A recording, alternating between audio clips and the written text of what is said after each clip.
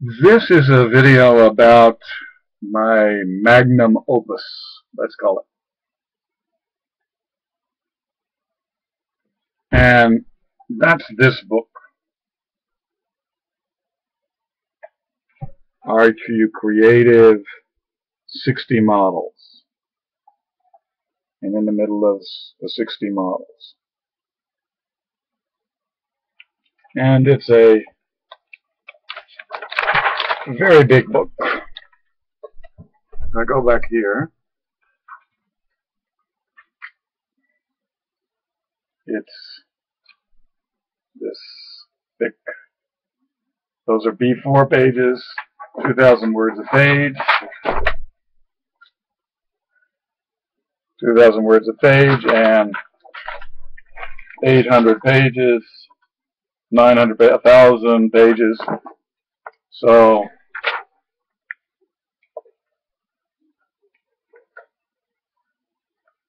and many of the pages have 128 or 256 structured models on them, or diagrammatic models like that, or a summary of 200 books here, or a summary of about 30 books there, or a summary of 216 books there, etc. So that's my magnum opus, and it's called Are You Creative? 60 Models. Each model has 50 or so variables, and there are 60 of them. So that's a lot of variables.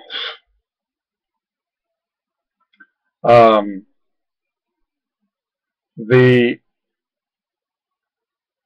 book came from two sources. One of them was 350 eminent people in 63 different professions in 41 different nations, who then nominated other people. And among the other people they nominated 150 of the most creative people in their profession that they knew. And then we interviewed the 150 people they nominated. And 4 who are the most creative people you know, etc. And what makes them creative. And you were nominated as creative. Why would someone do that? And how do you create? And which of your creations do you think is the greatest and which is not the greatest, etc., etc., etc.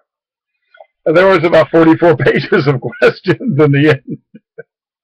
I was new to this research thing, and so I was overly ambitious, let's put it that way. And it took 7 years to get people to answer it. Finally, amazingly, out of my ignorance, we got 8,000 people to answer these ridiculously gigantic long lists of questions. But each semester was a struggle because I used this as homework for my courses at the University of Chicago and got my MBAs contacting and interviewing these people. And you just have to give credit to those MBAs because they worked their tails off for 7 years to get answers to these ridiculously long questionnaires and interviews that we did. But I ended up, my wife got very, very sick. I had to leave. She was teaching at the University of Chicago too. To save her life, we went back to Japan very quickly and suddenly. We dropped from a 3rd-ranked university in the world to the 465th ranked university in the world. And so we were alone. I mean, really, really alone, desperately alone for 15 years. And she was without intellectual stimulation. And because I was not Japanese, I was even less intellectually stimulated than she was.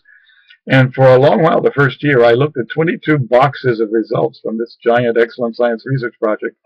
And 1 or 2 of the boxes was of these creativity answers. And just looked at them angry because there were no research assistants that I could, or research assistant funds that I had available in Japan to go analyze them. And by God, these boxes gathered dust, but I didn't want to open them, and then, because it was such an immense years of work to go put them in a computer and categorize them and turn them into something rational, build models out of them. But eventually, after a year of getting really, really isolated, I decided there was nothing I had better to do, and I did. You know, and now you're looking back on it, it was God's grace, because without that severe isolation, I never would have undertaken the hard work of writing the 14 books so far I've written on the results of that research project. Now, one of those was creativity, one of them was educatedness, one of them was effectiveness, and one of them was handling complexity. So I've written 14 of them, and 4 of them concern creativity. But this is the core one. This one, Are You Creative? 60 Models. This is the, if I die, this is what people 200 years from now will read and remember me by, or find on the web 200 years from now. And if you're thinking about interacting with me, then you'd probably be well advised to take a look at that book. You'll find out more about me from that book than anything else that I've written. Now, what does that book have? And I'm going to freshly answer these questions for me here, and it may be insightful for you too. When I look at this thing, and I copyrighted it 2002, so it's been a solid 10 years since I wrote it. And writing it was such hellacious work. It's 1,000-something pages at 2,000 words a page. So divide that by 5 to get 400 words a page, which is the normal size of an academic research book. And so 5 times 1,000 is 5,000 pages long. It's a big book. And I have single diagrams on it, as you've seen, that run 216 or 128 or 256 boxes, terribly well ordered. So it's a gigantic work, but unlike other big books, there's no fluff, not even a paragraph of fluff in it. It is just densely written and densely thought and elliptical in a way, so that the phrasing is so tight that you have to really be careful within a sentence not to miss a word or a phrase, or else you get lost. I didn't try to make it hard, but I had so much to write that I wrote in as precise a way as I could, so I could move on to the next point, because my eyes were cramping, my fingers were cramping, my neck was cramping. It was hellacious, the 6 months I spent writing with them. And yes, you think I'm exaggerating the speed of my typing. Well, you really need to look at how I operate. When I write a book, I typically start with a 50-page, A3 pages, 50 items a page, or 200 items a page outline. So I generally know the main point of every paragraph I'm going to write before I start a book. Now, what did I do? We wanted to know what creativity is, and we wanted an unbiased answer to that. And we had this 2-tier, 3-tier nomination process where extremely eminent people, my original set of 350 had 14, I think, Nobel Prize winners in it. And my overall set of 8,000 had 22 Nobel Prize winners in it. So we had an extremely eminent group, but we wanted them very diverse, and so we had a stratified sample of 63 professions, widely distributed by abstract categories across all areas of society. And then we made a rule in the beginning that half of our interviewees would be American or in America, and half would be visiting America but resident or working outside America. And they ended up, so we covered a total of 41 nations, although America has a bigger representation than anywhere else. Now, the models in the book, except for maybe 1 or 2 of the 60, 58 of the models in the book, each model would make a normal 200-page book if you wrote it in a less compact, less academic style for the general public. So in effect, I have 58 200-page books written in this book. And by already written, I really mean that 50 times 100 is 2,000, so that's less than the actual number of pages I've already written in this book. So I have, this is the equivalent of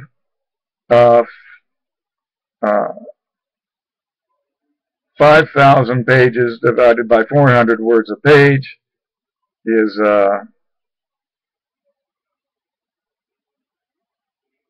well, it's 1,000 pages at 2,000 words a page, so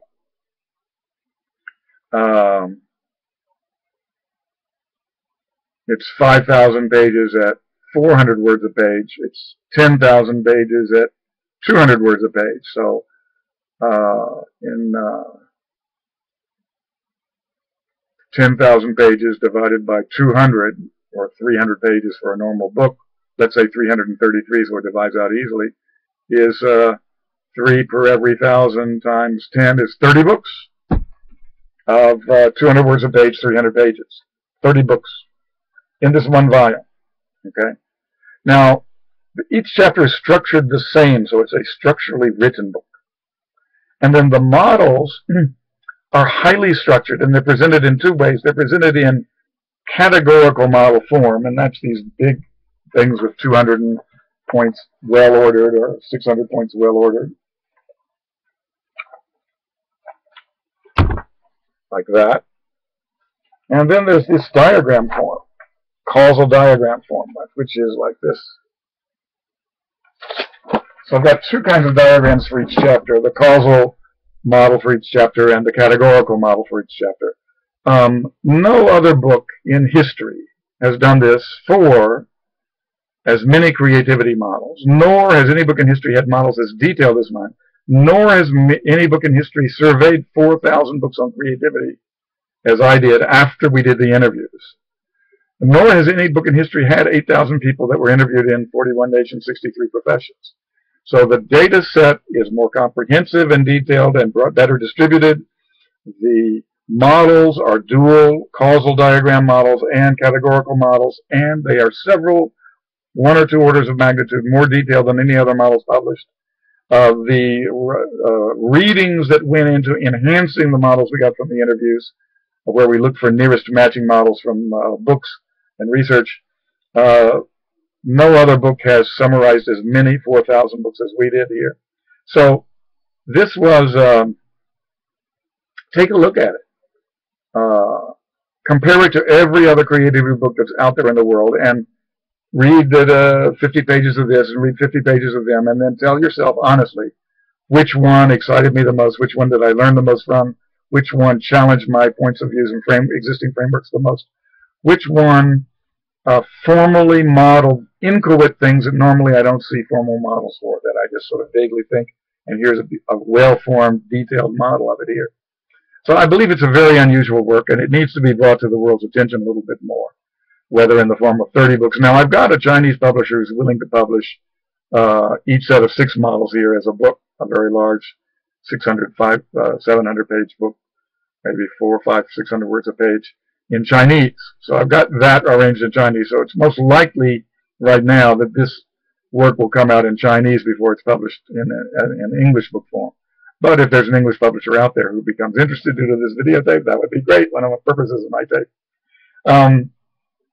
The thing about creativity, these models, what it does to an ordinary person reading them, and I know this because I've had 10 years to use this with my students at 5 different universities now: Beijing University, Keio University, Kansai Gakuin University, Kansai Gaidai University, Temple University,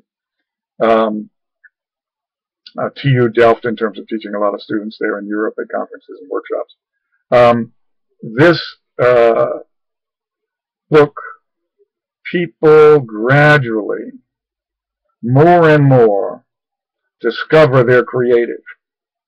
They discover their already existing creativity. And this doesn't happen with Amibelé's work. It doesn't happen with Sternberg's books. It doesn't happen with Simonton's books, although they come the closest. It doesn't happen with Runko's books. And the reason is that those books are in the game of my model is righter than your model. And my one model explains all of creativity. That's a kind of hormonal, male hormone competitive game in the world of academia, which I do not participate in, because it's false. That creativity is not unitary, and models that unify it have variables that are so vague in general they're useless and uninteresting. Amibelé applied her work at Procter & Gamble, and after 2 or 3 years and millions of dollars spent, Procter & Gamble got the ability, in their Harvard Business Review article reporting the results, 6 pages of method, 1 sentence from the second to the last paragraph in the middle of a paragraph on results, and the results were copying a hit Japanese product 8 years after it was a hit in Japan. So you take the department chair of Harvard's business school, you apply her fully statistically validated creativity model in 3 years with $3 million or something like that. with a very sincere, competent private sector organization, Procter & Gamble, and your result is you get the result with her new venture program of copying a hit product in Japan 8 years later. Number one, Procter & Gamble could copy a hit product in Japan very well without that kind of transformation work and cost. And number two, delayed copying is not Richard Green's definition of creativity. It's Harvard University's definition of creativity. It's American academia's definition of creativity. They accept that. They publish that in their top journals. But it's not my definition of creativity. And so I have higher standards than those top journals have. Far higher standards than those top journals have. And then this work that I've written is far beyond that kind of crap from Amibile and Sternberg and Runco. And so those models, those adolescent game models of my model is better than your model, and I have the rightiest model. That's just hormones speaking, not brains. Now you go to a CEO and you tell him that I'm from Harvard and I have the world's rightest model of creativity. And he laughs to himself and says, here's another goddamn academic fool.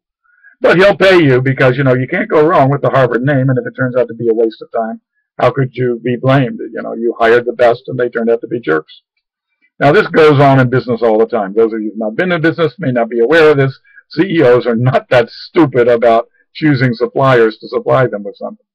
And so I go to CEOs who've had exposure to Runco or Simonton or Amibile or these other guys, and I say, I am not selling you a one rightiest model. I don't believe there is a one rightiest model for creativity. And what I did was I interviewed 8,000 creative people in 41 nations and 63 professions, and here's a book of how all the 60 ways they create. Now what I can do is assess for you which of those 60 ways your R&D organization today allows, encourages, supports, funds, and where its results in the past came from and where those results are trending to come from. And I can suggest particular new models of creativity completely missing. Typically, if I go to an R&D lab, 11 of the 60 models will be in some way present, and that means 49 models are missing. And then I have ways of assessing so I can tell which of the missing 49 ways, if added, would increase creativity more than doing better than your existing ways of doing creativity. And CEOs love this. I mean, the idea that I have the one academic whose model of creativity is right, to a CEO, that's a joke. That's a risky, arrogant assumption they can't bet their company on. But Richard Green comes to them with 60 models of creativity, and I can map which ones I use and which ones I don't use, which ones I block, which ones I don't block, which ones might, if added, which I'm completely missing, improve creativity more than what I'm doing now. They like that. They like that. If one model is not perfect or right, I've got 59 others, and some of them may be right. And they like the fact that every model published from 4,000 books, every model published by Amibile, by Runco, by Simonton, every one of their models is in this book, plus hundreds more. Because each of my models is the fusion of dozens of models of one paradigm. And so I've got models from 4,000 books in here, and I've got models from 8,000 people in here. And nobody else can match that. Now, is this the greatest thing since mother's milk? No, absolutely not. Is creativity the greatest topic in the world? No, absolutely not.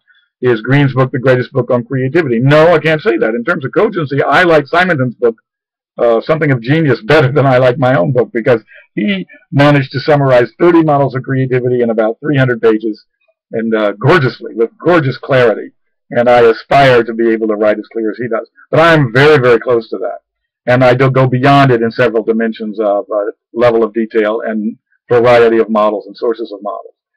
So, but this is a very unusual book. It is certainly, in human history so far, the most comprehensive book that's ever been written on creativity, the most detailed book on creativity, the most accurate book of creativity, the creativity book with the greatest empirical source, the creativity book that summarizes the widest swath of creativity research literature, and the most applicable. There are 5 tools in each chapter for applying the model to parenting, to managing, and to self-development.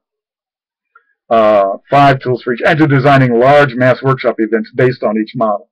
Now, I've had things called invention